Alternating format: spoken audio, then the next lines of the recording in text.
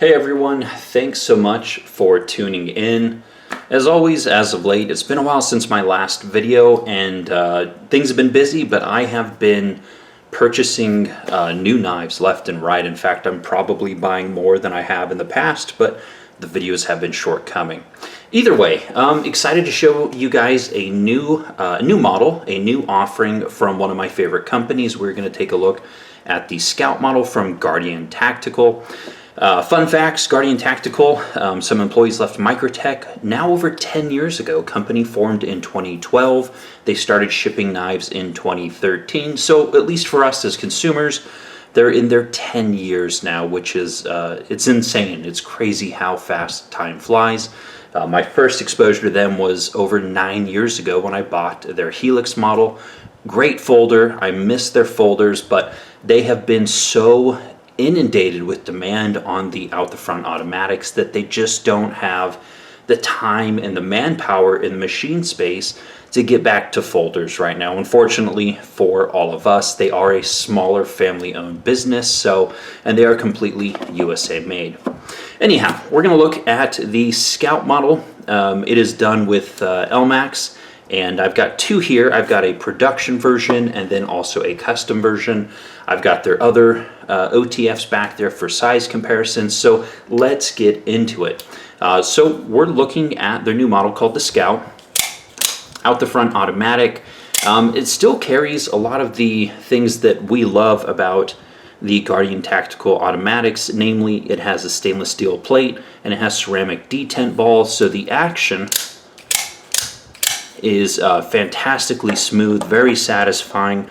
As far as production out the front automatics go, I will say without question that Guardian Tactical makes the best production out the front automatics. You want to talk about the best overall, we can talk, Hawk knives and other stuff. We can get into knives that are well north of $1,000, but to the realm of most of us, I really do think that these are the best production out the front automatics. So, ships with a box. Box is good. Let's move that out of the way.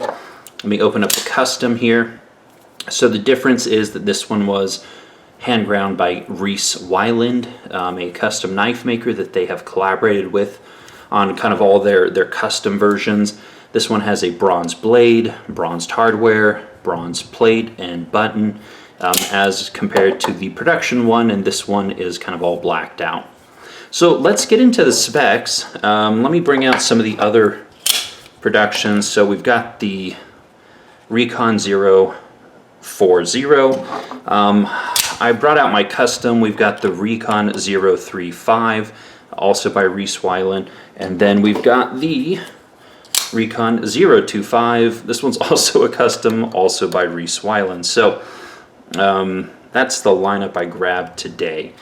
From a spec standpoint, though, as you can see, it's fairly similar in size to the Recon 035. One important consideration, and this is something that I assumed incorrectly, was that the Scout was going to replace the Recon 035. That is incorrect. This is simply just another model in the lineup.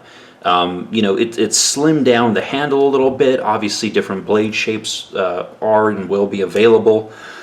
This one's a custom, so again, just disregard the hand ground blade. But spec standpoint, blade length of about 3.3, give or take. The handle length is about 4.5 inches. So the overall, is obviously bringing those two together here. Weighs in at 3.1 ounces on my scale. And, the width just comes in a little bit thinner. I want to say it's certainly under an inch, like 0.87, give or take. So, those are the primary specs. Elmax blade, of course, on this production one. Now, the custom ones have already been released. These ones, they hit dealers actually a couple weeks ago. By and large, they're probably sold out. The production version here is going to go live, at least at Blade HQ, within the next 2 weeks for sure, and then it'll hit all the other dealers basically a week after that. GP Knives, Knife Command, everyone, PVK, you name it, everyone else will have them at that point. So now it will price. Let's talk price. I'm seeing it at $395, at least on Blade HQ, so about $400. The custom one that was released a couple weeks ago, that one was $500, so a bit of a price difference. Again, Elmax blade.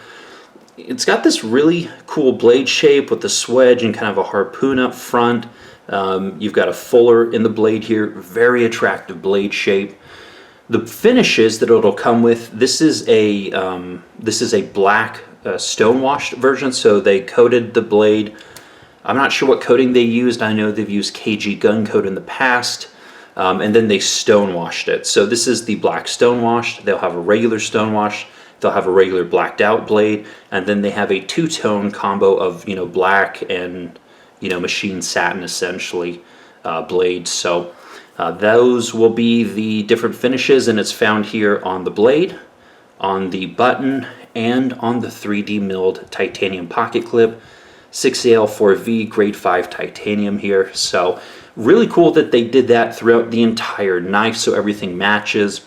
Obviously aluminum handles, carbon fiber inlays. I think that this black here in conjunction with the carbon fiber inlay, it's just a really, really good combo.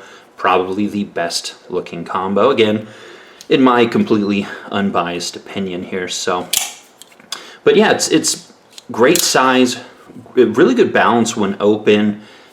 You've got some nice machining here, so you find a comfortable spot for your finger depending on hand size. So you find some good grip to actuate it. And again, that action is fantastic. So here is the patents. They've got 2 patents on the mechanism. This one's number 46, obviously the brand and so forth. Good spot for it. They kept the blade fairly clean aside from the blade markings. So, and here's where it sits relative. The blade sits kind of relative to the frame overall. So this one also has some, I'm not sure if these are ceramic or stainless steel, but these are essentially glass breakers. So if you were to hit a glass window with these stainless steel or ceramic balls here, it should in theory crack the window. The thing that I like about these is that it is, some glass breakers have like this really sharp tip, and so you hit it wrong, or sometimes you go down to grab it and you're just getting this really uncomfortable tip. I know on one of my Hogue OTFs, I ended up switching that out for a flat one, and I actually enjoy carrying it way better without the really sharp glass breaker on the end. So really cool. I have no idea how effective this is at breaking glass. Unfortunately, I don't have any lying around to test it on, so if one of you guys end up trying it out, let me know. Alright, let's see, what else do we want to cover on this thing. So yeah, it's not replacing the Recon 3.5. They're going to bring, the Recon 035. They'll be doing some minor tweaks and upgrades to the knife overall.